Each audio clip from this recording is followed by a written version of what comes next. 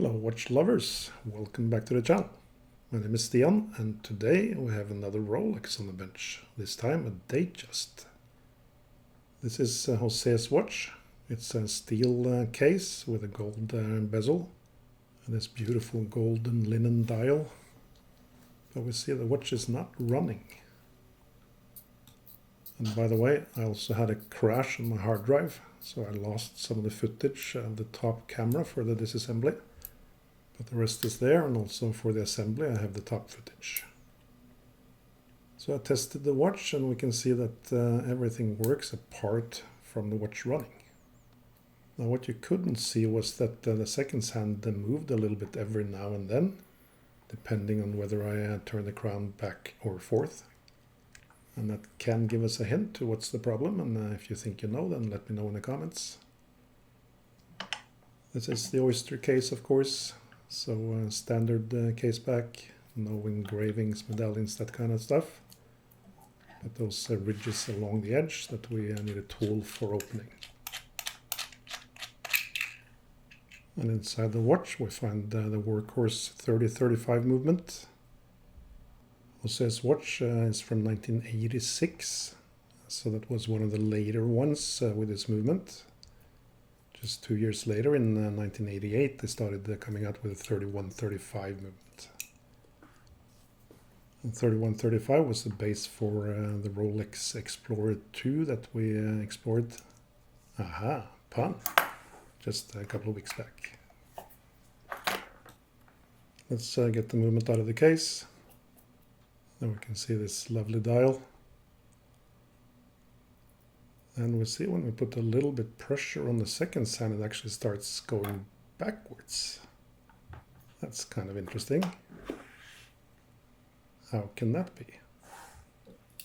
Let me know in the comments.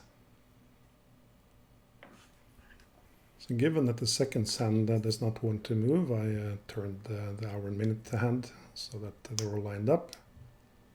Then we can use our hand levers to take the hands off. We're going to put them in this protective case so that we don't lose or damage them. And they're going to be joined by the dial and the date disc very shortly. Under the dial we have the calendar mechanism. We first turn this eccentric and then we can pull the date disc out from underneath a couple of other small holders. And then we're going to put it in our safety box. Rolex was of course never known for ultra slim watches, and that's something we see with this movement as well. Quite bulky. There's even this extra ring for the calendar. The date wheel has a special reverse threaded screw, so I made this tool to help take that off. You can just file down an old screwdriver blade and that will help you. So this movement replaced the 1570 family, and some people also refer to this as the high beat 1575. The date mechanism is quite similar, or very similar even. The same mechanism for instant changeover. And one other significant thing with this movement is that Rolex for the first time also introduced a quick set for the date. Mind you, this was in 1977 when this movement came, and by the time competitors had quick set mechanisms for at least 10 years. I'm going to talk a little bit about innovations and Rolex's place there. Let's just first have a quick look at this balance. It's a free sprung balance, and you see these stellar screws on the inside of the rim. We're going to use those a little bit later to adjust the timing. But getting back to the topic of innovation and Rolex. So Rolex isn't really known as an innovative brand, but the Datejust was actually the first automatic watch to feature a date. It was introduced in 1945, so around the end of the Second World War. And if we look at that model that was launched back then, it looks quite a lot like today's Datejust. So the design has stayed very similar over about 8 decades. But that's also one of the things people criticize about Rolex, that their watches basically look the same and haven't changed much, and zero innovation, just a new dial color every now and then. But yeah, if you have a winning formula, then why change it? And if we look at that model introduced in 1945 one more time, then it's also interesting to see that the bracelet is also the same as today. That is the Jubilee bracelet. And there are a couple of things I think is interesting about that as well. The first is that Rolex was incorporated as a UK company, or rather Wilsdorf and Davis. And that was because Wilsdorf lived in London at the time. He had a lot of ties to the UK and spoke English fluently.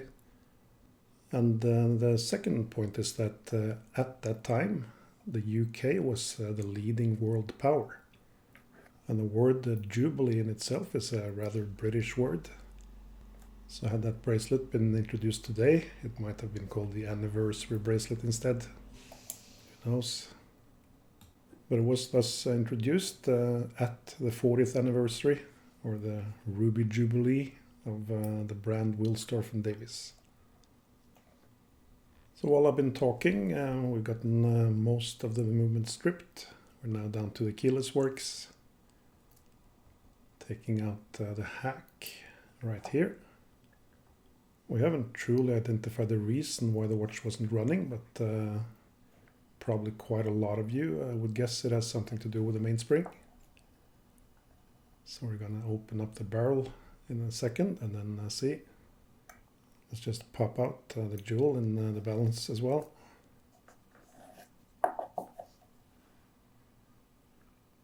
Rolex isn't shy about putting in a lot of jewels in their movements. And quite a few of them in the train have these capstones as well, so we took those out. I'm going to clean those separately. Over to the automatic module then. The automatic module itself has changed a little bit over the years, but the principle is very much the same from the earliest models. And if you ever asked yourself, hey me, how does the automatic module in a Rolex actually work? And I have great news for you. I'm going to run through that in detail in the assembly. So stay tuned. All right, the barrel. Let's see now.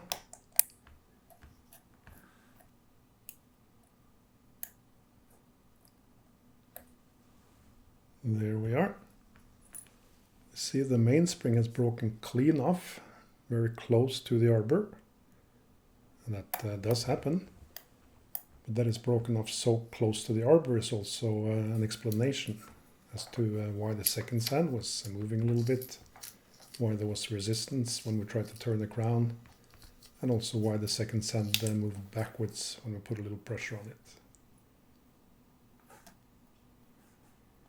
No, there's no black magic that can fix this, so we are going to put in a new mainspring.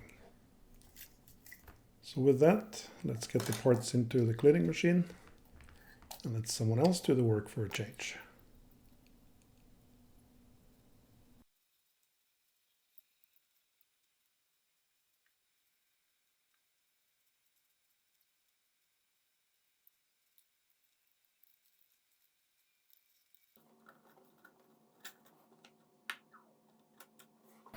Let me also take this opportunity to thank my members, both on YouTube and Patreon.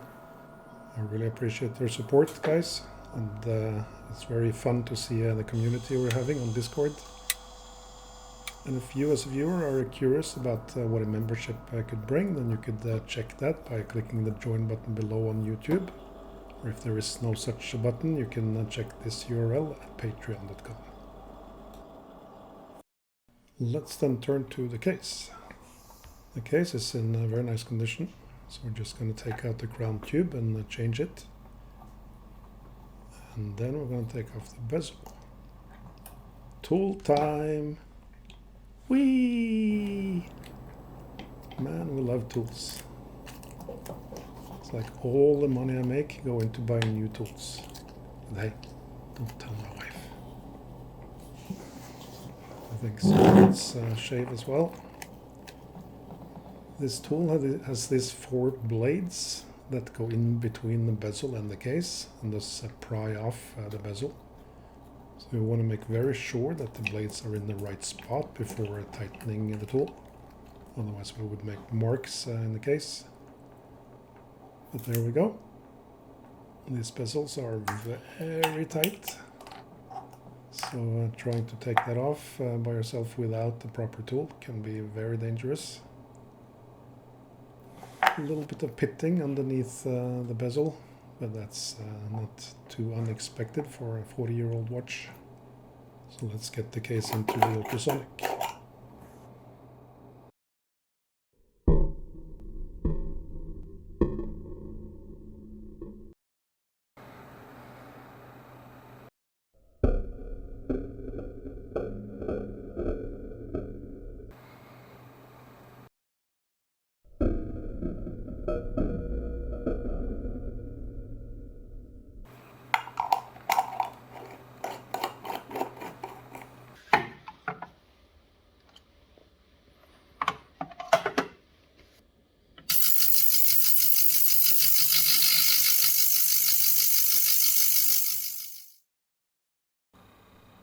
Alright, we got the movement back from the cleaning machine. We're going to treat the escapement parts in this jar, which is filled with something called Fixodrop. Fixodrop is but one trade name for an epilam, which is a stearic acid that leaves a very thin film on the surface, the stuff you immerse in the epilam. And that helps the lubrication stay in place better.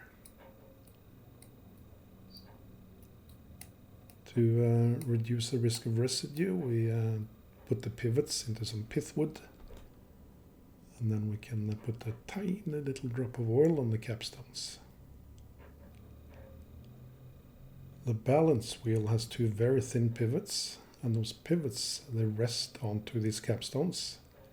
So we're trying to minimize the friction by doing this. We're going to put these capstones and the chaton back in the balance, both on the top here and then afterwards on the underside here. And then we're going to test if there is minimal friction.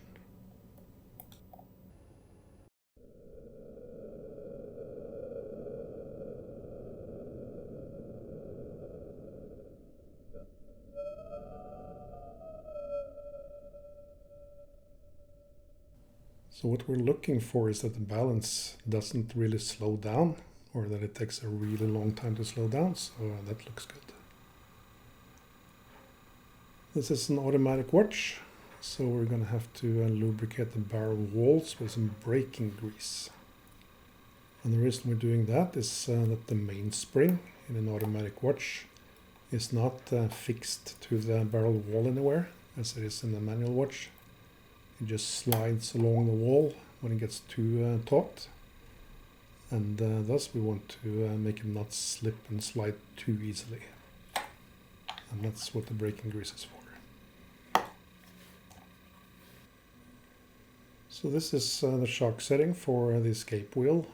We took out these capstones as well. It's honestly not really necessary, but after doing that we then oil them from the underside. So one of the reasons this is a pretty thick movement is this. This is a center pinion. As we can see, it's driven directly by the barrel. So that means that the hour hand and the minute hands are driven directly by the barrel, which is kind of strange. So the train itself is driven by this wheel here, the second wheel, which then goes all the way to the balance. But given that the center pinion then goes through the movement to the other side, you put a cannon pinion on the other side, and that makes the whole movement quite a lot thicker. How much thicker, I hear you say? Well, about 50% thicker than the ETA 2824, for instance, which is a contemporary movement, and about 80% thicker than the 2892. So this is a big boy, but it is a really well-built movement and really nice to work on. Everything just falls into place. Here we're pressing on the cannon pinion. It is a friction fit on that center pinion. Another characteristic of this movement is that the meshing teeth between the sliding pinion here and this winding pinion are very, very tall and deep. So that means you get a very good lock between them. And it's a very common issue with watches that those teeth might wear out or break if the train starts being dirty and hard to move. Speaking of hard to move, my daughter is almost 8 years old, and every now and then she makes really good drawings, and it's very difficult to convince her not to come into my workshop. Today she had a fish drawing, and I had to guess if it was a good or a bad fish. Good or bad do you think this fishy is? I think it's good. Whoa!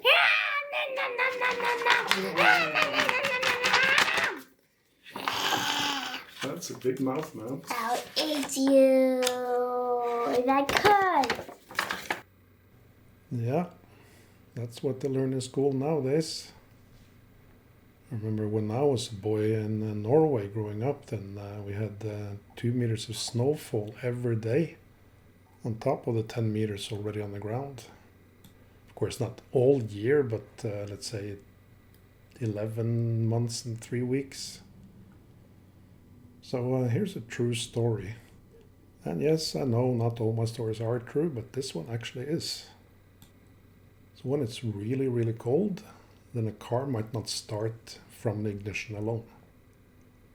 And in Norway, all the cars at that time were stick shift, manual shift gears. And what you can do with a manual car is that you can roll it. So it gets a little bit speed, and then you can jump in and put it in gear, and then it's going to start. And this morning I'm talking about was like minus 32 degrees or something, really cold. And our house was up in the hillside, maybe 2-kilometer drive down to the bottom of the valley with a pretty big elevation difference, maybe 200 meter. And I pushed the car, didn't start. Pushed the car, jumped in, put it in second gear, didn't start. Kept doing that all the way down to the bottom of the valley. Nothing. The whole engine had frozen solid. So I just had to leave the car there and wait for warmer weather. With that said, there is absolutely nothing more serene than a cold winter's night, walking outside with the snow crumpling under your feet and not a sound, and bright nights if the moon is up because the snow is reflecting all the light. And of course, if it's in January, February, there's a good chance of seeing the northern lights as well, and that is serene. Anyway, there's actually a lot of serenity in working on watches also. It is the kind of trade or kind of a craft where you really have to focus a lot on what you're doing. So you're sitting there and working on these small pieces, and all of a sudden it's 3 hours later. So of course not for everyone. I was in a course once with a guy who started impromptu summoning the devil and a few of his minions after losing a few parts on the floor. Anyway, we are oiling the pallets, or lubricating rather, using grease. Put a little bit of grease on the exit pallet, and then we distribute that over a few of the teeth on the escape wheel. And then the moment of truth. Will the watch run? Yes, it wills. So that means we can lubricate the remaining jewels, and then we're gonna demagnetize the watch and put it on a time grapher.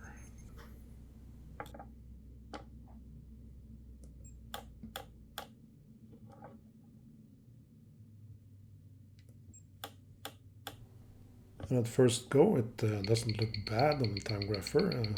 Very straight line, 0 beat error, but the rate is too high.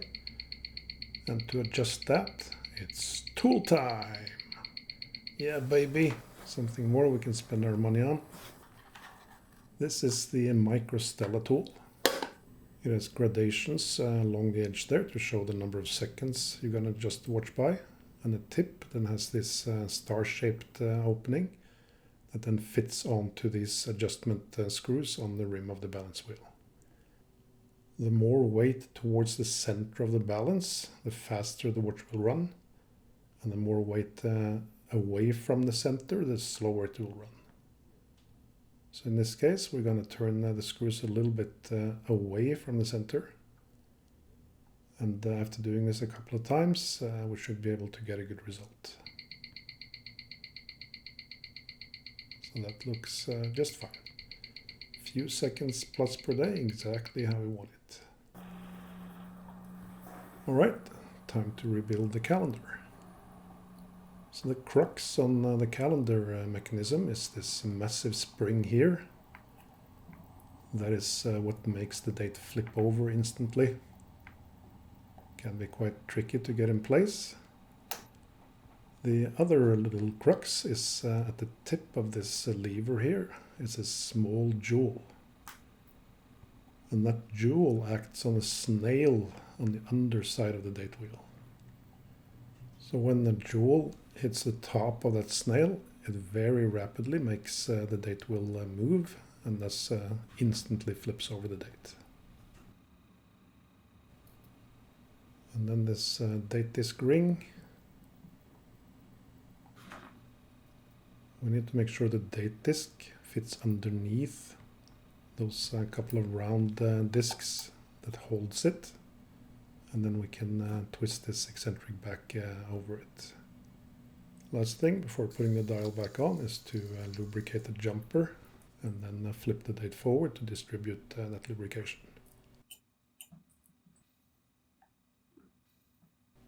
Before putting the hands on, we're going to test the quick set date. And after doing that, we're going to then make the date just flip over so that we know that it's midnight. And that's actually a little bit trickier than it sounds.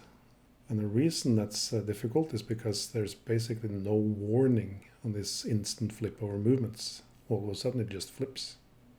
With most movements, you can see the date start moving, but not in this one's. So what I do is that I count the number of revolutions of the crown. For this one, it was about 60 movements of the crown. So then when I get to 50, I slow down and go very slowly.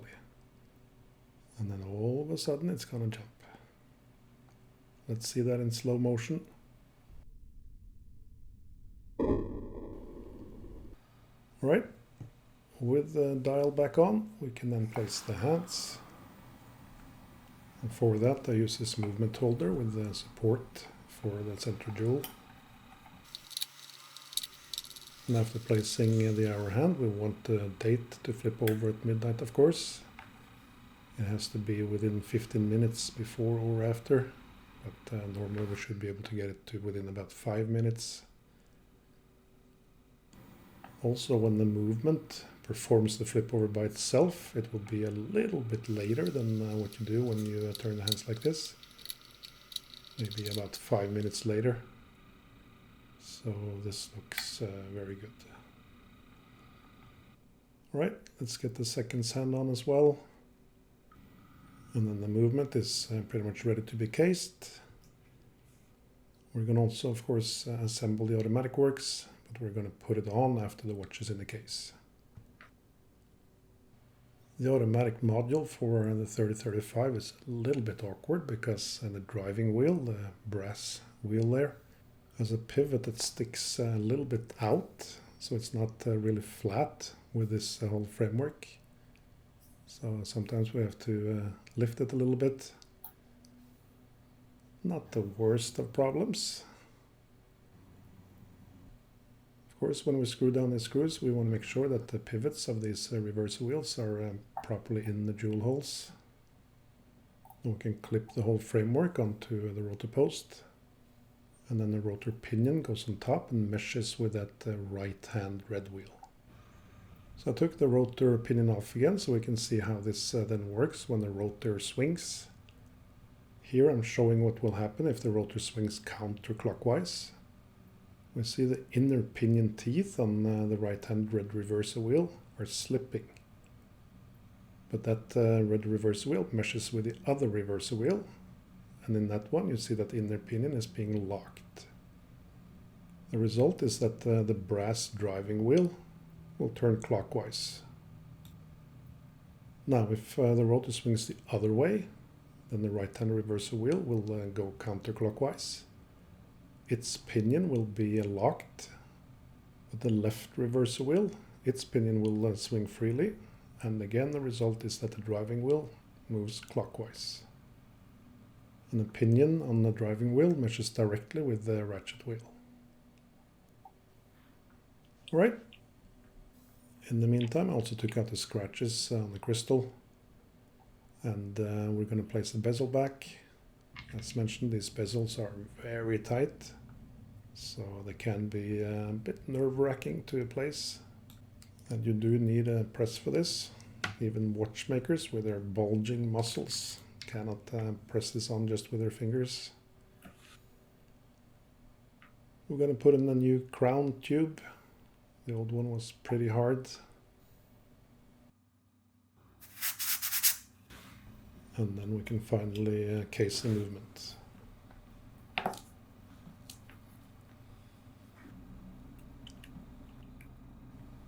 On these Rolex watches, the case screws are actually unscrewed to tighten the movement in the case. And then the last thing to do is to lubricate the pivots for the automatic module. And then to make sure that the automatic module meshes, we give a little bit of a wind, or tension rather, on the crown, and then it's going to fall into place. Alright, a couple of more jewel holes to lubricate. And then we're going to put on a new case back gasket as well. We treat all these gaskets with silicone so that they stay supple. And then we can tighten down the case back. They need to be pretty tight.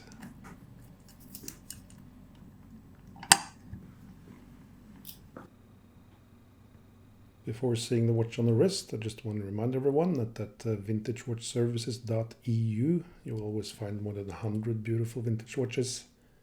And as a YouTube subscriber, you can use this coupon code for 10% off. And there we have it. José's beautiful Datejust. Very classic design, unchanged for pretty much 80 years. A true legend. I hope you enjoyed this video. If you did, then clicking like and subscribe will really help the channel. We'll be back with another video shortly. Until then, ta-ta.